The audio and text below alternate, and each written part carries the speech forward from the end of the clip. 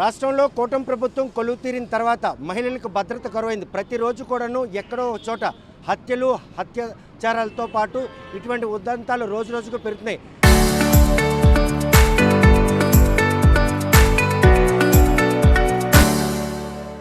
రెండు 2024 సార్వత్రిక ఎన్నికల ముందు మహిళల డేటా లీక్ అయిందని చెప్పి అప్పట్లో పవన్ కళ్యాణ్ ఆరోపణలు, ఈరోజు ఉప ముఖ్యమంత్రి హోదాలో ఇన్ని ఘటనలు జరుగుతున్నా కూడాను ఇప్పటికీ నోరు మెదపకపోవడం, ఇవన్నీ పరిణామాలను కూడా పరిణామాలు తీసుకున్నటువంటి వైఎస్ఆర్ కాంగ్రెస్ పార్టీ మహిళా విభాగం ఈరోజు రోడ్డుపైకి వచ్చి ధర్నా చేస్తుంది.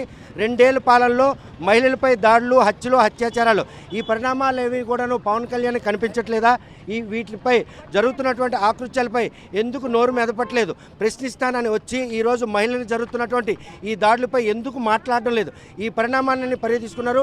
2 ఏళ్ళు పరిపాలన, అభివృద్ధి, సంక్షేమంతో పాటు ఉపాధి కల్పించాం అన్నటువంటి నమ్మకాన్ని చొరవకున్నటువంటి కూటమి ప్రభుత్వం ప్రస్తుతం ఎవరైతే వైఎస్ఆర్ కాంగ్రెస్ పార్టీ మహిళలు అడిగిన ప్రశ్నలకు ఏం సమాధానం చెప్తారో వారిని అడిగి తెలుసుకుందాం. 2 ఏళ్ళు కూటమి పాలనలో ఎక్కడ చూసినా కూడా మహిళలకు భద్రత లేదన్న విషయం ఇటీవల జరిగినటువంటి ఘటనలు తార్కాణంగా చెప్పుకున్నాయి.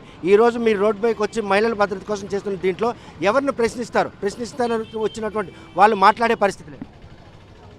ప్రభుత్వాన్నే మేము ప్రశ్నించాలి. ఎందుకంటే తెలుగుదేశం ప్రభుత్వం ఏదైతే ఉందో కూటమి ప్రభుత్వంగా ప్రజల్లోకి వచ్చి విజయం సాధించి వాళ్ళు ప్రభుత్వాన్ని నడుపుతున్నారు. ఆ నడుపుతున్న క్రమంలో ప్రజలకు భద్రత కల్పిస్తున్నామా లేదా, ముఖ్యంగా మహిళలకి వాళ్ళు క్షేమంగా ఉన్నారా లేదా, వాళ్ళకి అన్ని రకాలుగా వాళ్ళకి సెక్యూరిటీగా ప్రభుత్వం ఉండాలన్నటువంటి ఆలోచన ప్రభుత్వం నడుపుతున్న పెద్దలకు ఉండాలి. కానీ అది మర్చిపోయి ఈరోజు మహిళలకి వివస్త్రం చేసినటువంటి దుర్ఘటన కూడా జరిగిందంటే మహిళలకు ఎక్కడ రక్షణ ఉందా అన్నది రాష్ట్రంలో మునుపుట్లో ఎప్పుడూ లేనటువంటి ఒక పరిణామం. ఈ వ్యవస్థలు చేసి నడి రోడ్డు మీద ఒక మహిళలు అట్లా పరిణామాలు, ఇదంతా చూస్తుంటే మహిళలు రోడ్డుపైకి వచ్చి నడిచే పరిస్థితులు లేని కనిపిస్తున్నాయి. మరి లేదనే మేమైతే భావించి ఈరోజు రోడ్డు మీదకి వచ్చి మా నిరసన తెలియజేయడం జరుగుతుంది. మహిళలు ఎప్పుడు సహజంగా రోడ్లపైకి వచ్చి నిరసనలు తెలియజేయాలని అనుకోము, కానీ మహిళలకే భద్రత లేనప్పుడు వారి పక్షాన్ని నుండి మా పోరాటం మేము చేయాలని మేము ఈరోజు రావడం జరిగింది. చూస్తే కనుక తిరుపతి ఘటనని ప్రతి మహిళకి కూడాను కళ్ళ చెంది కన్నీరు పెట్టించే పరిస్థితి. దీంతోనే కూటమి ప్రభుత్వం దిగొస్తుందని భావిస్తున్నారా? దిగిరారండి వాళ్ళు. ఇప్పుడు 2 ఏళ్ళు వాళ్ళ కూటమి ప్రభుత్వం వచ్చి 2 ఏళ్ళు దాటింది. ఈ 2 ఏళ్ళలో ఎంతమంది మహిళలపై దాడులు, నెలలోనే మనం ఎన్నో ఘటనలు చూస్తున్నాం. కానీ ఏ ఒక్క దాని మీద స్పందించడం లేదు, ఏ ఒక్క దాని మీద యాక్షన్ తీసుకోవట్లేదు. ఆ ఒక వీడియో, ఒక మహిళకు అన్యాయం జరిగిందని ఆ వీడియో ఒకటి వైరల్ అయితేనే వాళ్ళు ఏదో యాక్షన్ తీసుకున్నట్టు నాటకం, డ్రామాలు వేస్తున్నారు.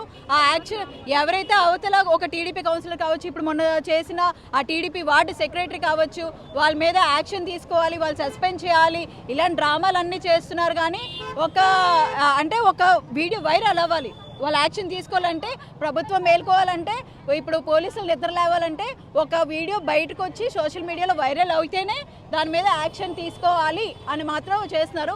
ఒక హోంమంత్రి మహిళ అయినప్పటికీ కూడా మహిళలపై ఇలాంటి దాడులు అనేకంగా అవుతున్నప్పటికీ కూడా ఎవ్వరు మౌనం వహిస్తున్నారు. ద్రౌపదికి అప్పుడు జరిగిన అవమానం, అప్పుడు నిండు సభలో ప్రతి ఒక్కరు ఎలాగైతే మౌనం వహించారో ఇప్పుడు ప్రభుత్వం కూడా అలాగే మౌనం వహిస్తుంది. కౌరవ సభ మరొకసారి కళ్ళకు కట్టినట్టు కూటమి ప్రభుత్వంలో కనిపిస్తున్నటువంటి పరిణామాలంటే ఖచ్చితంగా అది జనాలు అందరూ కూడా అది మాతో ఏకీభవిస్తున్నారు. మళ్ళీ అప్పుడు ఒక కౌరవుల పాలన ఎలాగైతే ఉందో ఇప్పుడు కూటమి ప్రభుత్వం అలానే ఉంది. బాగా కలిసిపోయి చూసారా, అలానే కౌరవ పాలన, కూటమి పాలన రెండూ ఒకలాగే ఉంది. రోడ్డుపైకి వచ్చి మహిళలు ఎప్పుడైనా ధర్నా చేయాల్సిన ఒక దుస్థితి ఉంటుందని భావించారా? భావించామండి. ఎందుకంటే చంద్రబాబు నాయుడు గారు ఎప్పుడు అధికారంలోకి వచ్చినా మహిళల్ని ఉక్కుపాదంతో మోపడమే చంద్రబాబు నాయుడు గారి తాలూకా లక్ష్యం.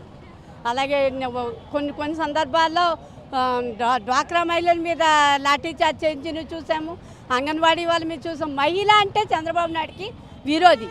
అలాగే ఈరోజు అతను ఇచ్చిన మహిళా చీఫ్ హోమ్ మినిస్టర్ గారు అయితే ఆవిడ ఆడది అని చెప్పుకోవడానికే, వంగలపూడి అనిత అని చెప్పడం వరకే ఆవిడ లేడీ.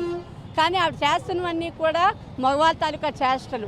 ఒక ఆడదాని తాలూకా బాధ తెలుస్తుంది కదా. అటువంటిది ఇట్లాంటి సిచ్యువేషను ఒక మహిళకి వ్యవస్థ చేయడం అనేది ఎక్కడ ఉందండి?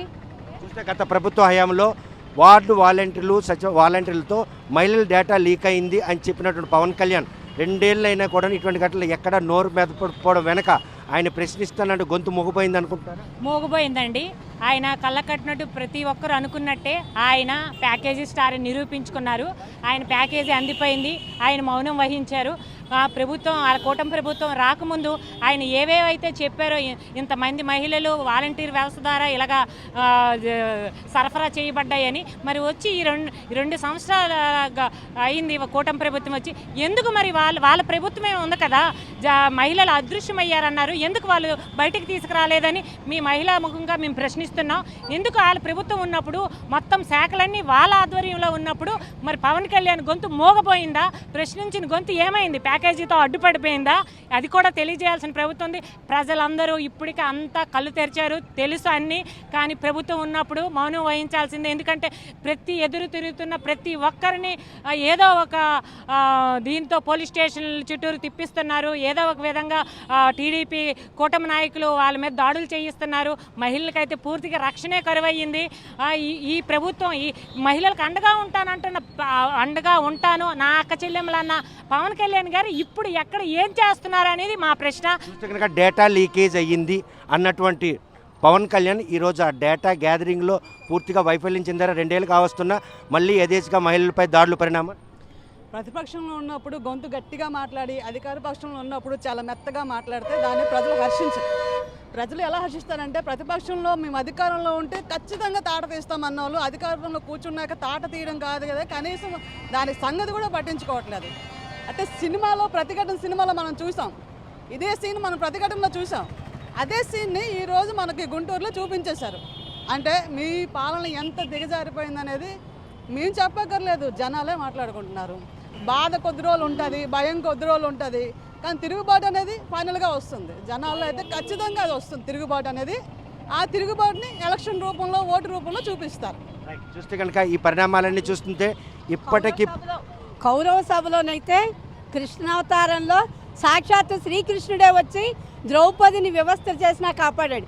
అటువంటిది ఈ ఆంధ్ర రాష్ట్రంలో జగన్మోహన్ రెడ్డి గారు కృష్ణావతారంలా కృష్ణుడిలా వచ్చి ఈ మా మహిళని రక్షణ తీసుకొచ్చి ఎలా చేయాలో అనేది కూడా ఈ కూటమి పరిపాలనకి, ఈ రెడ్ బుక్ రాజ్యాంగం అనుభవిస్తున్నటువంటి చలమణి అవుతున్నారే లోకేష్ బాబు, పవన్ కళ్యాణ్, చంద్రబాబు, మిగతా వాళ్ళు, వీళ్ళందరికీ కూడా శ్రీకృష్ణుడు సాక్షాత్తు ప్రత్యక్షమై ఎలా అయితే సుదర్శన చక్రంతో తన తలలు తీసాడో, ఆ తలలు తీసేటువంటి రోజులు కూడా ఈ ప్రజల చేతే తీయించే రోజులు కూడా దగ్గరలో ఉన్నాయని మీ అందరికీ కూడా మనవి చేస్తాం. ప్రస్తుతం కూటమి పాలనలో మహిళలకు భద్రత కరువైంది అన్నటువంటి స్పష్టత వచ్చిన నేపథ్యంలో ప్రశ్నిస్తాను అన్నటువంటి పవన్ కళ్యాణ్ ఈరోజు నోరు మెదపకపోవడం, ఆ రోజు వేలాది మంది మహిళలు డేటా లీక్ అయింది, వారికి భద్రత కరువైంది, తాము అధికారంలో వస్తే మహిళలకు భద్రత కల్పిస్తామని చెప్పినటువంటి కూటమి ప్రభుత్వం ఈరోజు కౌరవ సభలో ద్రౌపదికి జరిగినటువంటి ఒక వ్యవస్థిత స్కీమ్ మరొకసారి రిపీట్ అయ్యే పరిణామాలు గుంటూరులో చోటు చేసుకున్నాయి. ఇటువంటి ఘటనలు పునరావృతం కాకుండా కూటమి ప్రభుత్వం చేస్తున్నటువంటి ఈ ఆకృత్యాలు మహిళలంతా కూడాను తీవ్రంగా ఎండగట్టాలి. ఈ విషయంలో మహిళలు అలుపెరగని పోరాటం రేపు ఓటు రూపంలో మాత్రం కూటమి ప్రభుత్వం తగిన బుద్ధి చెప్పే రోజు దగ్గరలో ఉందని స్పష్టం చేస్తాం. మరి ఈ విషయంలో కూటమి ప్రభుత్వం ఇప్పటికైనా మహిళా భద్రత ప్రాధాన్యత ఇస్తుందా, లేకపోతే మీనమేష లెక్కెడుతుందా అన్న విషయం చూడాల్సిందే. వీడియో జర్నలిస్ట్ రామకృష్ణతో సత్యం, RTV శ్రీకాకుళం.